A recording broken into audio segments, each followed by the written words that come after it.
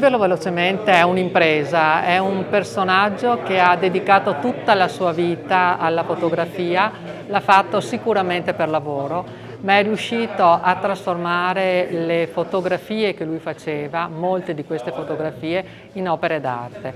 Ce ne sono alcune che hanno una ricerca della prospettiva, della composizione della luce, che non sono semplici fotografie di eventi accaduti, ma sono passate attraverso il filtro di una grandissima sensibilità e anche di una capacità estetica di interpretazione della realtà.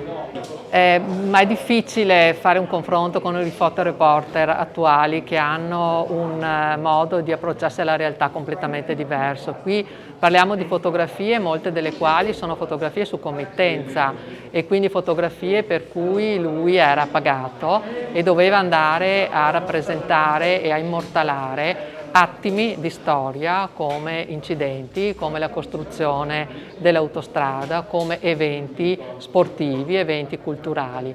Ma voglio dire, dietro a queste fotografie che hanno un soggetto forzato, vincolato, c'è la visione e la sensibilità di un fotografo che è anche artista e ama moltissimo, ha sempre amato moltissimo il suo lavoro.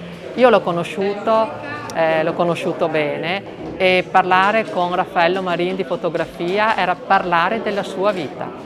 Beh, si vede chiaramente come Vittorio Veneto allora è estremamente vitale, come erano vitali gli anni di tutto il paese, stava crescendo, si stava infrastrutturando, era una Vittorio Veneto proiettata verso la dimensione di provincia, infatti all'epoca si parlava di Vittorio Veneto che doveva diventare sede di provincia.